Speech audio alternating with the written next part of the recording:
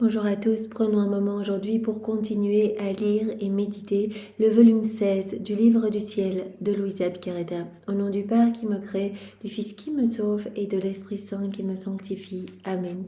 Jésus, une fois de plus, nous courons vers toi, nous nous jetons dans tes bras, nous nous blottissons contre ton cœur. Nous voulons te dire, d'où Jésus, que tu es important pour nous, que tu es notre roi, notre amour, notre vie, notre bien, notre tout, notre meilleur ami, que nous avons besoin de toi. Nous voulons, Seigneur, nous enfermer dans ton cœur, te demander de nous prendre par la main et de nous plonger toi-même dans ton acte unique et éternel d'amour, dans ta divine volonté, Seigneur. Nous voulons être inondés de tes grâces, être remplis de toi, être remplis de tous tes attributs divins, devenir comme d'autres toi sur la terre, des images, des échos, des miroirs, des répliques de la Trinité.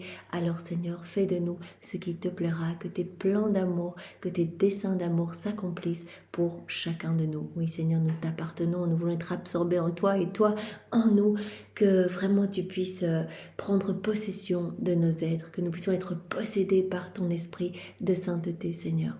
Sois béni pour tout ce que tu as déjà fait dans nos vies, tout ce que tu vas encore faire aujourd'hui, ce que tu feras les prochains jours. Merci pour ce cadeau de la vie dans la divine volonté. Nous savons bien que ce n'est pas méritoire, donc c'est juste merveilleux. Tu nous présentes ce cadeau et tu veux qu'on reprenne cette place d'Adam dans son état d'innocence. Alors Seigneur, nous te donnons notre grand oui. Nous voulons t'offrir aujourd'hui nos volontés une fois de plus pour que tu les fusionnes à la tienne et que tu nous donnes ta divine volonté comme vie. Que celle-ci, ta divine volonté, elle puisse être opérante et agissante à partir de chacune de nos humanités, qu'elle puisse être souveraine en nous, qu'elle puisse se nicher dans chacun de nos actes, que ceux-ci ne soient plus des actes humains, mais que tous faits par toi, nos actes deviennent des actes divins, éternels, remplis de l'infini, avec cette portée intemporelle, universelle, magnifique.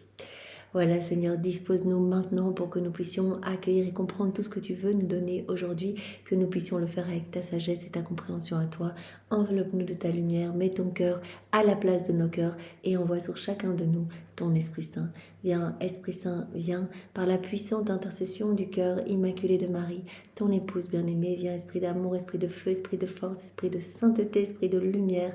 Nous t'attendons, viens, par la puissante intercession du cœur immaculé de Marie, ton épouse bien-aimée. Viens nous bousculer maintenant, Esprit Saint, viens nous visiter. Viens, par la puissante intercession du cœur immaculé de Marie, ton épouse bien-aimée. On te fait cette demande, Esprit Saint, au nom de tous les hommes de tous les temps. Viens maintenant embraser nos cœurs, visite-nous, viens et transforme-nous, Esprit Saint, viens. Oh Marie, c'est toujours sous ton regard maternel que nous voulons commencer toutes ces méditations ainsi que toutes nos journées, tous nos actes. Nous voulons tout faire avec toi. Nous voulons garder nos mains bien ancrées dans la tienne parce que nous sommes sûrs que toi, tu nous amèneras toujours à bon port dans le cœur de Jésus, à notre juste place. Alors Marie, nous te demandons bien, de synchroniser nos actes à tes actes, de pouvoir synchroniser notre cœur à ton cœur. Nous voulons entrelacer toutes nos vies à ta vie, à toi, Marie. Et nous te demandons de nous bénir et de déverser sur nous ta maternité. Fais de nous tes copies, maman. Voilà, nous sommes dans le volume 16, chapitre 1, Viens vivre dans ma volonté. Titre 1, Jésus nous parle des âmes qui vivent dans sa volonté. Alors il nous a dit les jours précédents que l'âme qui vivait dans sa volonté, qui vivait en lui, le possédait. Il a parlé de cette inséparabilité. Voilà, on est vraiment de plus en plus unis. En fait, à chaque acte que l'on va faire, on va aimer davantage Jésus. On sera inséparable puisque c'est lui qui va faire tous les actes en nous. En fait, c'est lui qui va agir à partir de ce que nous sommes, de nos mouvements, etc. Et bien, nos actes vont porter cette empreinte, cette effigie royale. Donc, il a dit, on est inséparables. Et si vous possédez ma divine volonté comme vie, vous possédez toutes mes œuvres, vous possédez tous mes actes, vous possédez absolument tout, tous les actes que Dieu a fait, se trouvent dans la divine volonté. Et donc, on va tout posséder, on est propriétaire de tout et on est inséparable de notre doux Jésus. Alors Jésus nous a dit aussi, l'âme qui vit en moi, elle reçoit en abondance les divines couleurs. C'est ma vie qui se forme en elle, donc je grandis en elle et donc son tempérament va changer, sa personnalité va changer, elle va acquérir mon tempérament à moi. Voilà, c'est cet arc-en-ciel des divins attributs qui va se former en elle, mes attributs. Donc on n'a pas à rechercher par nous-mêmes, essayer de devenir comme ci ou comme ça. Il faut juste qu'on s'unisse à Jésus, qu'on le laisse vivre en nous et naturellement, en grandissant en nous, il va vraiment nous transformer, il va nous purifier. Alors il nous a dit également, l'âme qui vit en moi, l'âme qui vit dans ma volonté, elle me retourne mon amour, elle défend mes droits, elle va être dans cette parfaite réciprocité d'amour, dans cette harmonie avec le ciel. Donc elle va nous donner tout ce que tous ses frères et sœurs auraient dû nous donner depuis la chute d'Adam. Elle reconnaît nos droits divins. Alors l'âme qui vit dans la divine volonté, elle devient sainte divinement, on acquiert cette ressemblance divine, cette sainteté divine que Jésus veut pour chacun de nous. On devient saint divinement, mais rien ne se voit extérieurement. C'est ça que Jésus nous a dit, comme ma maman, rien ne se voit extérieurement, pourtant tout était explosion de maternité divine, tout ce qu'elle faisait produisait de la lumière, et tous ces actes sont toujours, sont toujours en train de poursuivre chacun de vous, toutes les créatures, pour donner le bien qu'ils contiennent. Donc voilà, il y a des grâces qui sont distribuées dans chacun de nos cœurs à chaque fois que quelqu'un fait un acte dans la divine volonté. Donc tous les actes de Maman Marie sont toujours en train de produire leur bienfait, tout comme tous les actes d'Adam dans son état d'innocence. Alors Jésus nous a dit aussi, l'âme qui vit dans ma volonté, elle cultive et nourrit ma vie en elle. Chacun de nos actes, on alimente la vie divine en nous, on alimente la vie même de Jésus, on alimente cette vie d'amour, cette vie de prière, cette vie de sainteté. Donc tout doit nous servir pour faire grandir ce royaume en nous. Donc on doit offrir toutes nos souffrances à Jésus, les couler dans sa volonté, tous nos actes, toutes nos respirations, notre sommeil, tout doit nous servir pour laisser Jésus dilater notre âme et nous donner plus de son amour. Chaque fois qu'on fait un acte, il élargit notre âme. Chaque fois, il élargit les frontières de son royaume en nous et son royaume descend un peu plus sur la terre. Il y a des âmes qui se disposent partout pour accueillir ce grand cadeau, d'autres qui vont se repentir, retourner à l'église, se convertir, etc. Il y a énormément de choses qui se passent au niveau spirituel. On ne voit pas, on comprendra dans le ciel. Et en plus, comme nos actes ne s'arrêtent pas, tout le temps, ils produisent des fruits magnifiques pour la gloire de Dieu. Alors Jésus nous a dit aussi, l'âme qui vit en moi, elle gravite autour de moi et elle reçoit tout le rayonnement de mon humanité. Elle va tout recevoir. Cette âme va connaître cette plénitude de sainteté. Elle va recevoir tout le rayonnement de mon humanité, tous les biens de la rédemption, elle va le recevoir en plénitude. Et elle va recevoir aussi des lueurs de ma divinité. Donc elle va vraiment être unie à moi, elle va tourner autour de moi, elle va graviter autour de moi, comme c'était le cas pour Adam dans son état d'innocence, comme c'est le cas pour toute la terre, etc., autour du soleil. On reçoit ces rayonnements, on devient lumière, on devient comme d'autres soleils en gravitant autour de ce soleil divin, soleil de la divine volonté. Alors Jésus nous a dit, l'âme qui vit dans ma volonté, elle ne doit pas être remplie d'elle-même. Il faut vraiment ce dépouillement, il faut cet anéantissement. Elle doit se vider de tout pour que je puisse la remplir de moi. Et cette âme, je m'en occupe personnellement. Elle est en sécurité dans mes bras et je la nourris des flammes de mon amour, des flammes de mon cœur. Vous voyez cette petite colombe qui représentait l'âme de Louisa et Jésus s'en occupait. Elle était souffrante parce que Louisa, elle est en souffrance tout le temps. Elle était en souffrance quand elle ne voyait pas Jésus physiquement. Elle vivait ce martyre divin. Et on voit Jésus qui lui a montré, regarde, je m'occupe de toi, je te nourris du lait de mes vérités éternelles. Et donc toutes les flammes de mon cœur sont déversées directement dans ton cœur. Voilà, parce que Jésus veut faire de nous d'autres lui. Il veut qu'on devienne pur amour, pure lumière. On ne pourra pas s'unir à lui dans le ciel si on est tout rempli de notre volonté propre et si on n'est pas complètement amour. Tout ce qui n'est pas amour, ici, tous nos actes qui sont vides d'amour, vides de lumière, devront être remplis de cet amour et de cette lumière avec les flammes purgatives. Donc on a la chance ici de pouvoir déjà le faire, de pouvoir vivre la vie du ciel déjà ici-bas en laissant Jésus tout faire en nous. Alors nos actes, on est sûr qu'ils sont parfaits si on laisse Jésus le faire en nous. Ils sont revêtus de cet amour parfait, ils sont étincelants de sa lumière divine, etc. Pardon.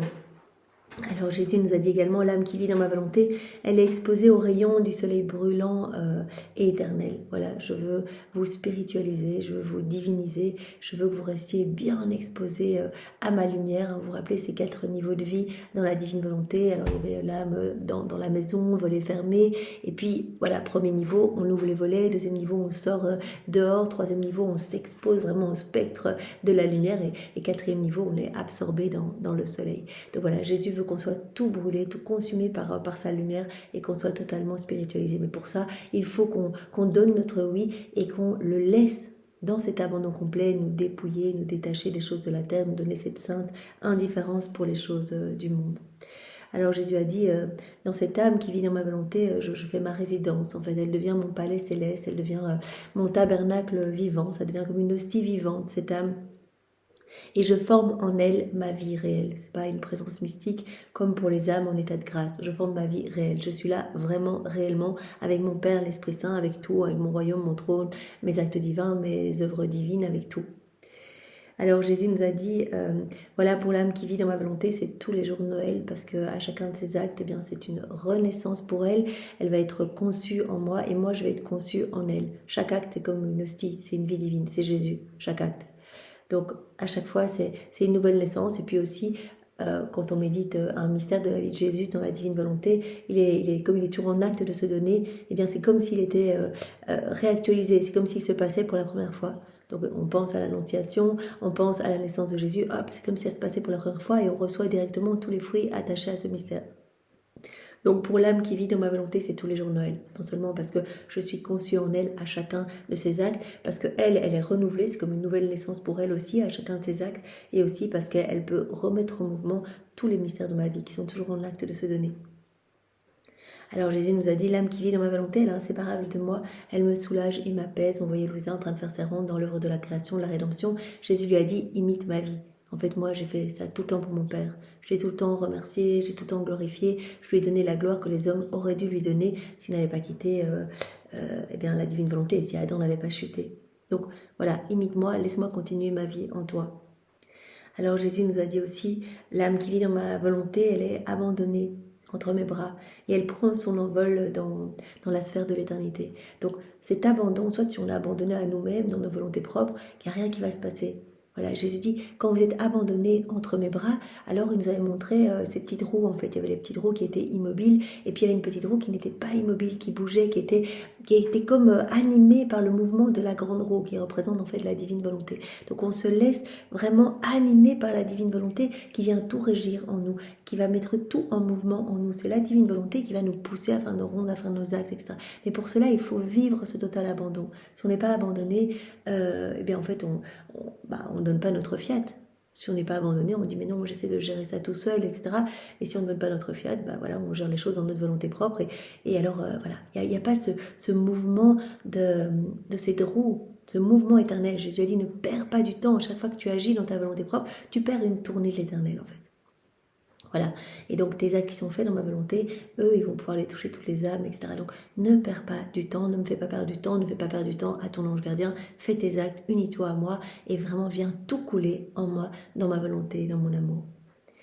Alors Jésus nous a dit aussi, l'âme qui vit en moi, elle doit être toute petite. Voilà, donc Jésus nous a dit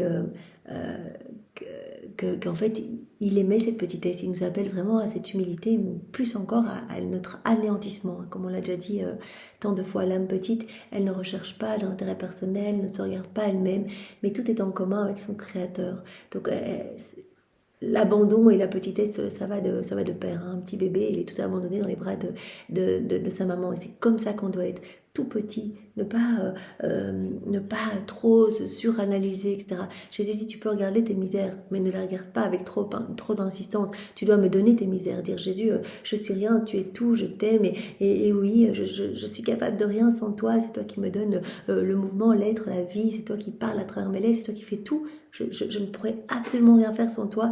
Donc, je m'abandonne entre tes mains et tu m'aimes plus que n'importe qui. Tu connais combien de cheveux j'ai sur ma tête, tu sais exactement mes blessures, etc. Donc, je te fais confiance, je m'abandonne. Voilà, donc l'âme qui vit dans notre volonté, elle doit être toute petite, nous dit Jésus. Comme Louisa, Jésus lui a dit, on a fait le tour plusieurs fois de la terre pour trouver l'âme la plus petite, avec mon Père, l'Esprit Saint, l'âme la plus malléable, l'âme qui allait accueillir le mieux toutes ces vérités, toutes ces vies divines, chaque vérité vaut plus que toute la création, et qui allait se laisser travailler par ces vérités, qui allait les mettre en pratique, qui allait se laisser régir par le divin vouloir. Alors Jésus a dit, voilà, l'âme qui vit en moi, c'est mon enfant légitime. Adam était enfant légitime, il avait la divine volonté comme vie, il avait l'acte croissant, donc acte après acte, il faisait grandir cette vie divine en lui, et donc il était vraiment avec ses droits divins. En fait, il était dans cette parfaite danse d'amour avec son Créateur. Il a accueilli tout l'amour de Dieu qu'il voyait, parce que tous ses sens étaient dégagés, et il y répondait. Donc, c'était vraiment un fils légitime. Quand il a quitté la divine volonté, il est devenu aveugle, il a perdu la divine volonté comme vie, il n'a plus répondu à l'amour de Dieu, il s'est complètement perdu, il a perdu ses droits divins. Donc, Jésus veut aujourd'hui qu'on perde nos droits humains, qu'on renonce à nous-mêmes, qu'on meure à nous-mêmes, qu'on meure à nos mauvaises tendances, nos mauvaises passions, qu'on meure à nos volontés propres pour recevoir à nouveau ces droits divins, pour reprendre notre place d'enfant légitime. Voilà. Jésus a dit, les âmes qui vivent dans ma volonté, elles vont occuper la première place, elles vont se trouver à la tête de toutes les âmes, parce qu'elles vont suppléer pour tous leurs frères et sœurs. Comme Jésus l'a dit ici, elles vont occuper la première place auprès de la divinité. Elles seront distinguées parmi toutes et marquées du halo de notre volonté, comme par une pierre précieuse éclatante, et tous les laisseront passer pour qu'elles occupent les premières places d'honneur. C'était l'exemple que Jésus avait donné. Un roi, il peut avoir des ministres, il peut avoir des personnes travaillant pour lui, son armée, etc. Et puis il y a son fils, qui a beau être tout jeune, peut-être qu'il est arrivé dans le temps après les ministres, etc. Mais c'est l'enfant légitime, c'est le fils du roi. Donc tous vont le laisser passer pour qu'il occupe la première place. Et cet enfant pourra adopter une attitude beaucoup plus familière que tous les autres. Et il sera vraiment dans cette intimité avec son père. Ou encore un autre exemple que je vous avais donné, un père qui a 2 fils, il y a l'aîné, mais qui ne glorifie pas du tout son père, c'est-à-dire il fait n'importe quoi, il est paresseux, il est oisif, etc. Et puis il y a le deuxième fils qui veut faire plaisir à son père, qui fait tout pour vraiment honorer son père, qui va travailler dur, etc. Eh bien, ce deuxième fils occupera quelque part la place de fils, la place d'honneur, la place quelque part, la première place dans le cœur de son père. Voilà, et Jésus nous a dit... Seulement ceux qui auront su répondre parfaitement au but de la création seront considérés comme mes vrais fils légitimes. Donc reprenons cette place de fils légitime, d'enfant légitime, de fille légitime, en répondant à ce pourquoi nous avons été créés, au but de la création. Dieu nous a créés pour être vraiment des résidences, pour l'accueillir en fait, pour être vraiment des beaux enfants de lumière, revêtus de ce manteau royal. On n'a pas été créé pour vivre dans nos volontés propres, malheureux, à errer, à grappiller une grâce de ci, de là, à tomber en dépression, etc. Non, on n'a pas été créé pour ça.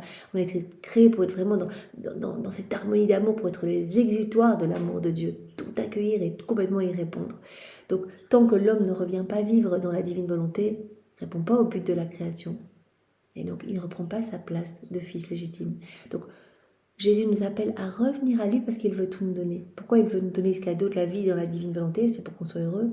C'est pour qu'on soit comme il le souhaite, debout, magnifique, heureux, en bonne santé, vraiment resplendissant de tous les attributs divins, etc. Voilà. Donc on continue aujourd'hui. L'âme qui vit dans ma volonté, elle doit être abandonnée, elle doit me faire confiance. Donc Jésus nous répète à nouveau l'importance de cet abandon entre ses bras. À la date du 10 février 1924. C'est à la page 97. Je pensais à tout ce que j'ai écrit ces derniers jours et je me disais que ce n'étaient pas des choses nécessaires ou sérieuses et que j'aurais bien pu m'abstenir de les mettre sur papier, mais que je ne l'avais fait que par obéissance et qu'il était de mon devoir de dire mon fiat pour cela aussi. Bon, elle n'avait pas envie d'écrire les dernières choses, les jours précédents. Elle dit c'est peut-être pas super nécessaire que j'écrive ça, mais j'ai donné mon fiat et je l'ai fait par obéissance. Alors que Jésus lui a déjà dit, tu dois tout écrire, tout est important, toutes ces vérités vraiment sont des vies divines, comme des enfants que je sors de mon sein paternel. Donc peut-être que pour toi, cela ne te semble pas nécessaire, mais pour d'autres âmes, je sais exactement quelle vérité va transformer quelle âme. Donc tout est important, tu dois tout écrire. Parfois Louisa, elle avait un peu de réticence même à écrire concernant les châtiments, en disant ça me fait trop souffrir. Et puis voilà, Jésus avait dit non, même ça tu dois écrire. Tout est important. Si je te le dis, c'est que tu dois l'écrire. Je l'ai d'abord écrit en lettres de lumière dans ton cœur, puis je te l'ai expliqué oralement, et maintenant je t'aide à le mettre par écrit. Tout doit être écrit. Pendant que j'entretenais ces pensées, mon bien-aimé Jésus me dit, ma fille, tout ce que je t'ai dit était nécessaire. Tout ce qui a été dit, ça doit être mis par écrit. Parce que je sais que ces vérités vont ramener des âmes à mon cœur. Que quelque chose va se passer dans les cœurs. Quand les âmes, après toi, vont se plonger dans les écrits du ciel. Tout ce que je t'ai dit est nécessaire. Tu dois tout mettre.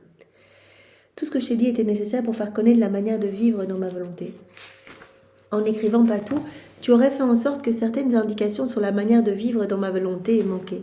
Par exemple, au sujet de l'abandon nécessaire à la vie dans ma volonté. Donc voilà, tu dois tout mettre. Par exemple, au sujet de l'abandon, c'est très important, tu dois l'écrire. C'est l'abandon nécessaire à la vie dans ma volonté. Si l'âme ne vivait pas complètement abandonnée en ma volonté, elle serait comme quelqu'un qui vivrait dans un somptueux palais, mais qui passerait son temps soit à regarder par les fenêtres, soit à sortir sur les balcons, soit à descendre à la porte principale. Jésus dit, l'abandon est strictement nécessaire. Une personne qui ne serait pas totalement abandonnée, qui vivrait là dans ma volonté comme une âme, comme une personne qui vivrait dans un beau château, si l'âme n'est pas abandonnée à moi, n'est pas abandonnée complètement entre mes bras, bien Jésus nous montre l'image d'une personne dans un château, elle est bel et bien dans le château, mais elle passerait son temps à la fenêtre, à regarder ou à la porte principale. Elle ne regarderait pas l'intérieur du château, donc elle ne connaîtrait pas toutes les richesses du château, elle passerait son temps à regarder dehors, les misères de dehors. Voilà, une âme qui ne... Si l'âme ne vivait pas complètement abandonnée en ma volonté, elle serait comme quelqu'un qui vivrait dans un somptueux palais, mais qui passerait son temps soit à regarder par les fenêtres, soit à sortir sur les balcons, soit à descendre à la porte principale. Ainsi, ce ne serait que rarement et rapidement qu'il traverserait certaines salles, et par conséquent, il saurait peu de choses sur la manière d'y vivre et d'y agir, sur les biens qui s'y trouvent, sur ce qu'il pourrait y prendre ou y laisser. La personne qui... dans un beau et somptueux palais, qui passerait son temps à la fenêtre, juste à regarder dehors, qui ne regarderait pas l'intérieur, ne connaîtrait pas toutes les richesses, les biens, les merveilles, la manière d'y vivre, etc. Il ne comprendrait pas ce qu'il peut prendre, ce qu'il peut laisser. En conséquence, il n'aimerait pas le palais comme il le devrait. Il ne l'estimerait pas à sa juste valeur. Ah oui, il ne connaîtrait pas du tout le palais, donc il ne l'aimerait pas. Quand on connaît... on aime, voilà, c'est vérité, on se plonge tout le temps dedans, là, on désire ardemment ce cadeau de la vie dans la divine volonté, parce qu'on commence à comprendre eh bien, tout ce que ce cadeau va opérer en nous, ce changement que cela va faire en nous. Donc on demande tout le temps ce cadeau pour que nos vies puissent être vraiment des offrandes d'amour pour la gloire du Père. Pour l'âme qui vit dans ma volonté et qui n'y est pas complètement abandonnée, les pensées et les soins centrés sur elle-même, les peurs et les troubles sont comme des fenêtres, des balcons et une porte principale qu'elle y dresse. Voilà, tout ce retour sur nous quand on n'est pas abandonné à Jésus, on essaie de vivre dans sa volonté mais on n'est pas abandonné à Jésus. Jésus dit ça va être comme des peurs, des troubles, des angoisses, des inquiétudes, etc. Eh bien en fait ça représente toutes ces fenêtres. C'est comme si vous restiez à la fenêtre, que vous restiez au balcon, que vous restiez à la porte d'entrée. Vous formez cela. Par ces fréquentes sorties, l'âme est amenée à voir et à sentir les misères de la vie humaine.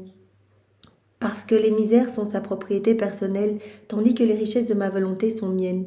L'âme devient plus attachée aux misères qu'aux richesses, et ainsi elle ne vient pas à l'amour et ne savoure pas ce qu'est vivre dans ma volonté. Jésus veut qu'on savoure ce que c'est vivre dans sa volonté. Il l'a dit, vous vivez tous dans la divine volonté, mais il y a ceux qui en ont conscience, et qui vont s'abandonner, qui vont me laisser faire, qui vont me donner leur fiat tout le temps. Et puis il y a ceux qui vivent par nécessité dans ma volonté, puisque tout est régi par la divine volonté, mais qui vont se servir des éléments créés sans voir la divine volonté à l'œuvre en eux, etc. Donc Jésus veut vraiment qu'on mesure la préciosité de ce cadeau. Il dit, mais arrêtez de vous regarder vous-même, arrêtez de vous inquiéter, abandonnez-vous. Si vous n'êtes pas abandonné, c'est comme si vous étiez dans ce somptueux palais et que vous passez votre temps à regarder les gros tas de décharges au loin par la fenêtre, etc. Vous regardez les misères, les taudis qu'il y a au loin, etc. Mais vous ne regardez pas la merveille qu'il y a à l'intérieur du palais. Donc l'âme, à force d'être tout le temps à la fenêtre, tout le temps au balcon, etc., elle sera plus attachée aux misères qu'aux richesses. Et ainsi, comme dit Jésus, elle ne viendra pas à l'amour. Elle ne savourera pas ce qu'est vivre dans ma volonté. Ayant érigé elle-même sa porte principale, un jour ou l'autre, elle partira pour vivre dans le misérable taudis de sa volonté propre. Voilà, en fait, quand on ne vit pas abandonné dans les mains de Dieu, on est centré sur nous-mêmes, donc on regarde nos misères, on regarde nos misères.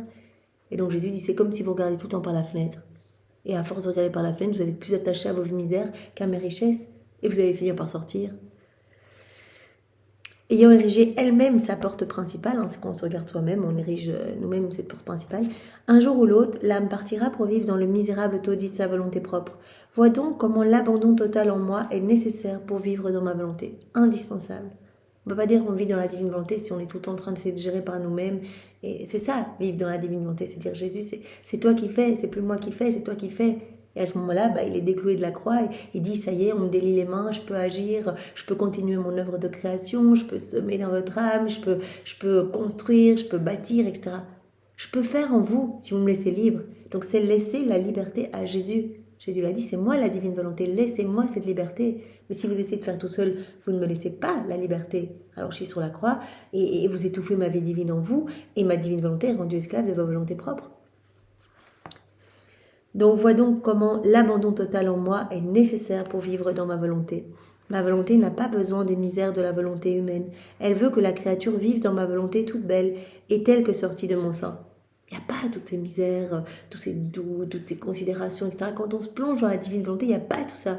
Jésus nous purifie. Il vit en nous. Il l'a dit il y a quelques jours, présence réelle. Il n'a pas cohabité avec les ténèbres, etc. Donc il va nous purifier. Il dit, je viens pulvériser toutes vos mauvaises tendances, etc. C'est moi qui vais m'occuper de ça. C'est pas à vous, par la force du poignet, que vous allez essayer de vous débarrasser de tous ces mauvais penchants. C'est moi qui vais le faire en vous. Alors Jésus avait dit dans le tome 11, l'âme qui se plonge dans ma volonté, en fait, si elle est complètement courbée, je la redresse, si elle est remplie de mauvais penchants, je l'embellis, je la nettoie, je la purifie, etc. Jésus va vraiment nous transformer. Et pour ça, il faut cet abandon. J'ai confiance en toi, Seigneur. Alors, c'est super facile dans les situations convenientes, agréables, etc. Mais c'est plus difficile dans des situations où on vit des souffrances, des calomnies, des jugements, ou que sais-je. Oui, Seigneur, j'accepte tout comme venant de tes mains. Je te fais confiance. Et à ce moment-là, des grandes choses se passent. On unit nos souffrances à celles de Jésus et il peut vraiment, il a cette autorisation de tout faire en nous. Et il va nous emmener alors vraiment à cette ressemblance totale avec lui. Ma volonté, elle n'a pas besoin des misères de la volonté humaine. Elle veut que la créature vive dans ma volonté toute belle et telle que sortie de mon sein. Chaque acte. Renaissance, Jésus nous purifie, nous embellit. Jésus veut qu'on soit tout beau comme sorti de ses mains. Donc il va purifier toutes ces misères, etc. On n'a pas à s'apesantir sur nous-mêmes, à essayer de gérer les choses tout seul. Sinon, il y aurait disparité, ce qui apporterait de la tristesse autant en ma volonté qu'en la volonté humaine. Vois-tu combien il est nécessaire de faire comprendre aux gens que l'abandon total est nécessaire pour vivre dans ma volonté. Et toi, tu dis qu'il n'est pas nécessaire d'écrire sur ce sujet ? J'ai de la compassion pour toi, parce que tu ne vois pas ce que je vois, et qu'ainsi tu prends cela à la légère. Vous avez dit, mais est-ce que je dois vraiment tout dire, l'abandon, etc. Jésus dit, c'est nécessaire. Tout ce que je te dis, c'est indispensable. C'est ça qui va faire que les âmes vont être touchées. Tout est important. Donc nous aussi, Jésus nous dit, tout est important. Ne survole pas trop vite comme ça les 36 volumes. Prends le temps, mâchouille, mastique, digère, mets en pratique. Dès qu'on met en pratique une vérité, eh bien, Jésus crée un nouvel espace dans notre âme pour nous donner une nouvelle vérité. Et vous imaginez, si on affonne comme ça les 36 volumes, alors on n'a pas le temps de la mise en pratique. Donc voilà, rappelons-nous pour aujourd'hui l'abandon, être plus abandonné, faire confiance. Essayons de multiplier nos fiat aujourd'hui. Tout. Ah Seigneur, j'ai raté mon bus Fiat, que ta volonté soit faite. Ah Seigneur, y a telle chose qui m'arrive, tel contretemps, tel imprévu. Fiat, Seigneur, que ta volonté soit faite. Je sais que tout ce qui m'arrive dans la divine volonté, c'est toi qui l'autorise pour quelque chose. Merci Seigneur, sois béni. Alors on continue. Voilà, l'âme qui vit en moi, elle fait des actes qui s'étendent à tous. Donc, tous les actes qu'on va faire dans la divine volonté vont avoir cette portée universelle. Des actes qui vont s'étendre à tous, comme le soleil. Il reste dans le ciel, mais tous ces rayons s'étendent partout. Le soleil nourrit les plantes, donne la saveur, donne les textures, donne le parfum, etc. Bien qu'il reste un dans le ciel. Voilà, et Jésus dit, tous vos actes vont aussi toucher toutes les âmes. Il y aura vraiment cette portée incroyable. Voilà, donc c'est à la date du 2 mars 1924. C'est à la page 115. Je m'interrogeais sur la manière dont les pensées, les paroles et les actes de Jésus peuvent se prolonger en celles des créatures. Bougeant en moi, mon Jésus bien-aimé me dit « Rien de cela ne devrait te surprendre.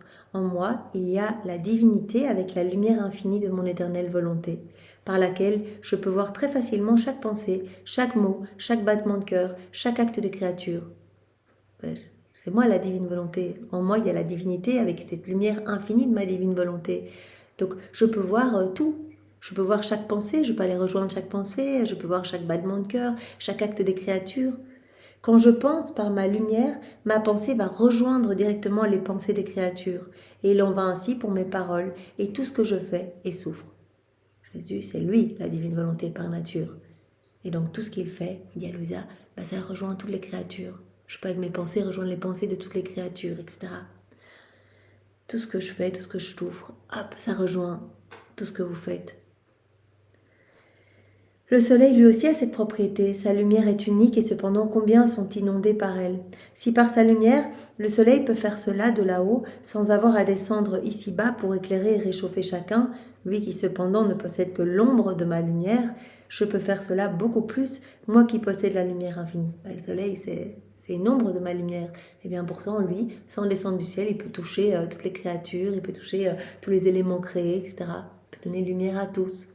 Et donc moi, évidemment, qui suis la lumière infinie, eh bien je le peux encore beaucoup plus. Donc tout ce que je fais, donc toutes mes pensées rejoignent vos pensées, etc. Parce que ma volonté en a le pouvoir.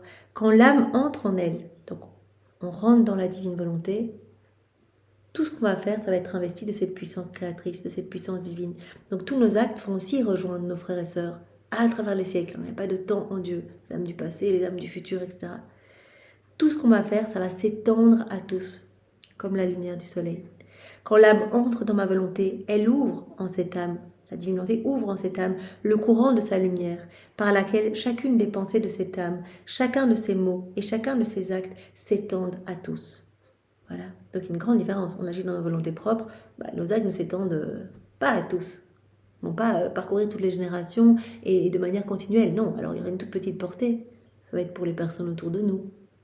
Voilà, on pourra faire un petit peu de bien. Mais quand on agit dans la divine volonté, avec cette puissance divine, tout est multiplié sans jamais s'arrêter, acte incessant, et il y a cette portée intemporelle, universelle, magnifique. Donc tout ce que l'âme va faire dans la divine volonté, eh bien, ses actes, ses pensées, ses paroles vont s'étendre à tous, comme la lumière du soleil.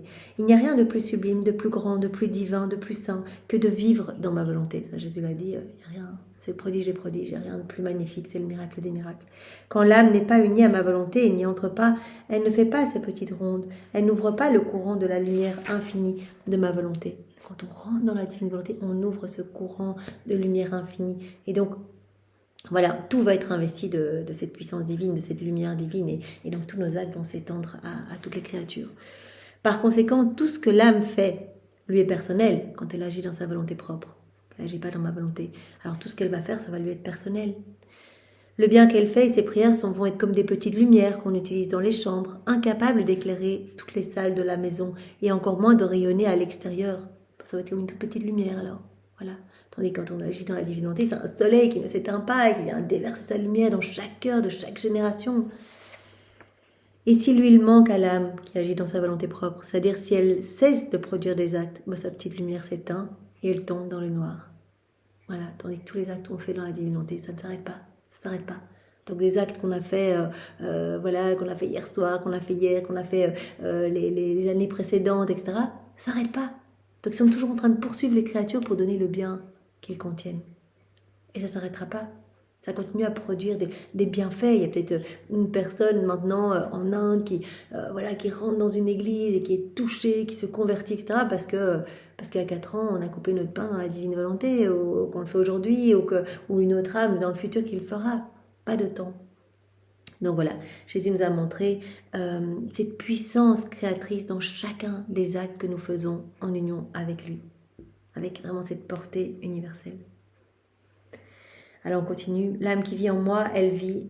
L'âme qui vit dans ma volonté, elle vit dans notre rayonnement, par lequel elle acquiert notre ressemblance. On le sait, faisons l'homme à notre image et à notre ressemblance, le plan de Dieu de toute éternité. Eh bien, on réacquiert cette ressemblance. La ressemblance, elle se manifeste, comme on le dit tout le temps, dans l'agir. Quand on agit tout seul, sans Dieu, nos actes, ils ont cette petite portée, ils sont des petits actes humains, donc on ne ressemble pas à Dieu. Mais quand on agit dans la divine volonté, nos actes sont divins, ont cette portée magnifique et on ressemble à Dieu. Parce qu'alors on a cet agir divin, nos actes sont divins, on laisse Dieu agir à partir de chacun de nous. Donc cette âme-là, elle vit dans notre rayonnement, elle vit dans notre lumière. Ça nous rappelle ce qu'on a vu, les âmes qui vivent dans la divine volonté gravitent autour du soleil éternel de la divine volonté, donc deviennent lumière, deviennent comme des miroirs de soleil, d'autres soleils. Donc l'âme qui vit dans notre volonté, elle vit dans notre rayonnement et elle acquiert notre ressemblance. À la date du 13 mars 1924, c'est à la page 120. Voilà, fin de la page 120.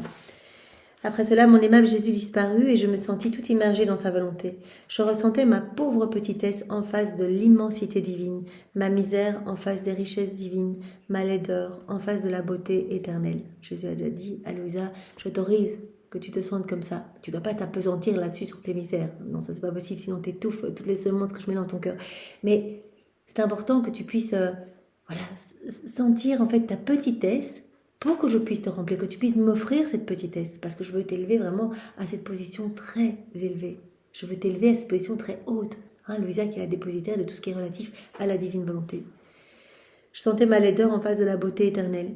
Dans sa volonté, je ressentais les radiations de Dieu, et pendant que je recevais tout de lui, je trouvais tout, et j'apportais toute la création comme sur mes genoux, au pied de la majesté éternelle. Exposée aux radiations de Dieu. Voilà. On gravite autour de ce soleil éternel, on s'expose à ces radiations divines, comme Jésus nous l'avait dit quand Louisa était sous l'arbre et qu'elle voulait se mettre à l'ombre. Non, je veux que tu sois exposé à ces radiations divines, que tu sois exposé à cette lumière, que tu ne vois que de la lumière, que tu ne respires que de la lumière, que vraiment que tu sois rempli de lumière, que tu deviennes lumière.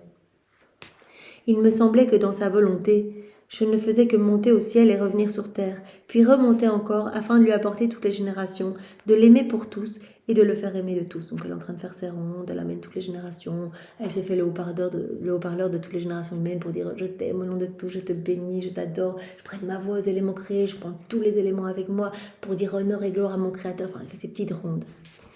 Pendant que je faisais ainsi, mon Jésus se montra de nouveau et me dit « Ma fille, comme c'est ravissant de voir la créature vivre dans notre volonté, elle vit dans notre rayonnement. On vit dans le rayonnement divin, par lequel elle acquiert la ressemblance avec son Créateur. On vit dans ce rayonnement et on grandit dans cette ressemblance divine. On devient d'autres Jésus en fait. D'autres soleils.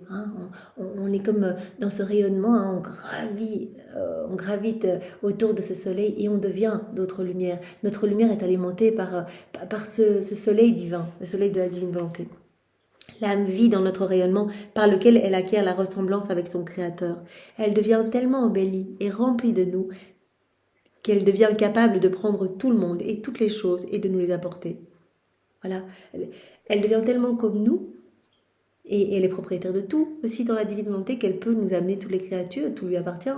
Elle peut nous amener tous les éléments créés, elle peut nous amener toutes nos œuvres, etc. Elle peut prendre tout le monde, elle peut prendre toutes les choses, elle peut tout nous apporter. Elle tire tellement d'amour de nous qu'elle devient capable de nous aimer pour tous. Gorgée de tout cet amour divin, et on le rend. On ne peut pas offrir dans notre volonté propre, on offrirait notre amour personnel, et tout petit. On ne pourrait pas pallier pour tous les manquements d'amour de toutes les générations. Là, on prend tout l'amour de Dieu qui nous appartient et on lui rend son amour, on offre Dieu à Dieu et on le fait au nom de tous. L'âme devient tellement embellie, elle tire tellement d'amour de nous qu'elle devient capable de nous aimer pour tous. Nous trouvons tout en elle. Notre amour répandu dans toute la création, notre contentement et le retour pour nos œuvres. On trouve tout en elle. Elle nous donne un retour d'amour pour tous. On trouve tout notre amour qu'on a mis partout dans la création, elle le prend, elle répond à cet amour. On trouve notre contentement, on trouve le retour à notre tendresse, etc. Notre amour pour l'âme qui vit dans notre volonté est tellement grand que ce que nous sommes par nature, l'âme le devient par la vertu de notre volonté. Ce que nous sommes par nature, l'âme le devient. Elle devient divinisée par la vertu de notre volonté. Elle devient par grâce ce que nous sommes par nature, comme maman Marie qui veut faire de nous ses copies. Donc l'âme devient par la vertu de notre volonté ce que nous sommes par nature. Donc elle va être totalement divinisée, spiritualisée, en laissant la divine volonté grandir en elle. Nous versons tout en elle, aucune de ses fibres n'est laissée sans que s'y trouve quelque chose de nous.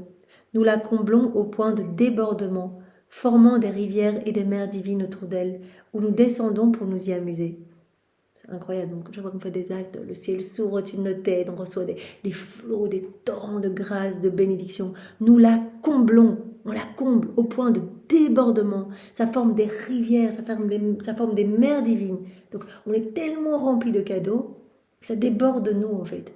Hein, ça nous rappelle Maman Marie, voilà, qui aimait son Créateur. Elle prenait tout cet amour divin, elle le rendait à son Créateur, et Dieu, ne pouvant se laisser vaincre en amour, eh bien, redoublait encore cet amour. Et donc elle se retrouvait sous des torrents, des mers de grâce, de bénédiction, et ça débordait de partout, et tout ce qui débordait repartait en action de louange, de bénédiction et de remerciement au nom de tous. Donc nous comblons l'âme qui vit dans la divine volonté, qui devient comme nous, en fait, par la vertu de la divine volonté. On la comble au point de débordement. Donc on ne voit pas ce qui se passe là autour de nous. On est en train de prendre ce moment dans la divine volonté, et on est tous revêtus de lumière, avec des mers de lumière qui rejaillissent de partout, des mers de grâce, de cadeaux, des rivières autour d'elle. Et nous descendons dans cette âme pour nous y amuser. Voilà, donc en formant des rivières et des mers où nous descendons pour nous y amuser. En elle, nous admirons amoureusement nos œuvres et en nous sentant pleinement glorifiés. On se sent glorifié par cette âme. Tout ce qu'elle fait, tous ses mouvements, toutes ses paroles, tous ses regards, tous ses battements de cœur, tout nous glorifie. Elle nous donne tout. Quand on agit dans la divine volonté, que ce soit je me bouge dans la divine volonté, je prends ma douche, je me brosse les dents, enfin les petits actes usuels du quotidien, on donne tout à Dieu. On donne du parfait. Jésus dit, si je devais attendre que vous m'offriez des actes spirituels, on n'aurait pas beaucoup. Alors vraiment, je prends tout, mais coulez tout dans ma volonté. Je ne vous demande pas des choses extraordinaires. Faites ce que vous avez à faire dans vos journées, là où je vous ai planté, comme prêtre, comme mère de famille, comme voilà, travailleuse, que sais-je. Faites, mais faites avec moi. Et tout deviendra parfait, tout deviendra divin, et vous allez me combler, vous allez me glorifier par vos vies. Il faut me donner, par exemple, si on mange dans la divine volonté, on va donner à Dieu toute la gloire que toutes les âmes à travers les siècles auraient dû donner en mangeant. On va remercier, même si on ne le dit pas explicitement, on dit juste je mange dans ta volonté, et on va donner à Dieu tous les remerciements que tous auraient dû donner pour les textures, les saveurs, les parfums, les goûts, etc. On va également réparer pour tous les péchés de gloutonnerie, de gourmandise. Voilà, c'est toujours l'exemple que je prends, mais ça se décline absolument à tout. On donne tout à Dieu. C'est parfait. Même un petit acte d'une seconde, il est parfait, il est complet. Il est revêtu de l'amour le plus pur, l'amour même de Dieu. Parce que c'est Dieu qui le fait en nous. Donc dans cette âme, nous admirons amoureusement nos œuvres. Il y a tout dans cette âme, les propriétaires de tout. La divine volonté contient tout. C'est la source de tous les bienfaits, de toutes les œuvres divines, etc. Donc on contemple dans cette âme amoureusement toutes nos œuvres en nous sentant pleinement glorifiés. On trouve tout en elle. On trouve tout notre amour répandu dans toute la création, notre contentement et le retour pour nos œuvres. Par conséquent, ma fille, vis dans la très pure lumière de ma volonté, si tu veux que ton Jésus répète pour toi cette parole qu'il a dite en créant l'homme. Par la vertu de notre volonté, faisons cette âme à notre image et à notre ressemblance. Tu veux regagner notre ressemblance ?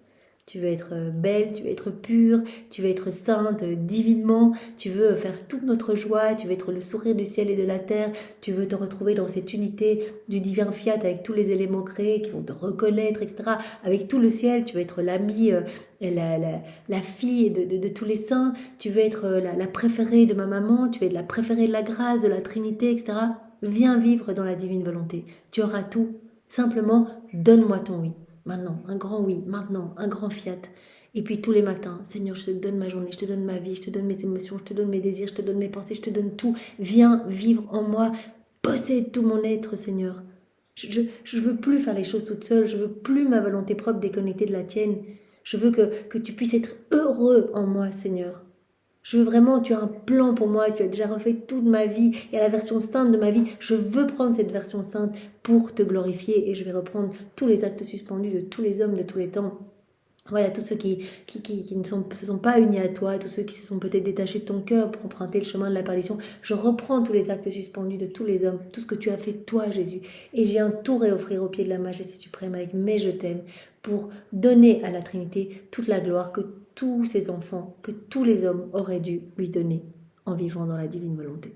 Voilà Seigneur, merci de nous guider jour après jour et de vouloir tellement nous donner ce grand cadeau de la vie dans la divine volonté. Nous l'acceptons, nous le voulons Seigneur, continue à nous travailler pour que nous puissions avoir l'espace pour accueillir ce grand cadeau et tous les cadeaux que tu veux nous faire, toutes les grâces que tu veux nous donner. Sois béni Seigneur et pour te remercier, eh bien, nous t'offrons tes propres remerciements, ton amour. On t'offre le cœur de Maman Marie, sa maternité, son immaculée conception, tous ses actes, tous ses baisers. Voilà, on te prend dans les bras avec ses bras à elle.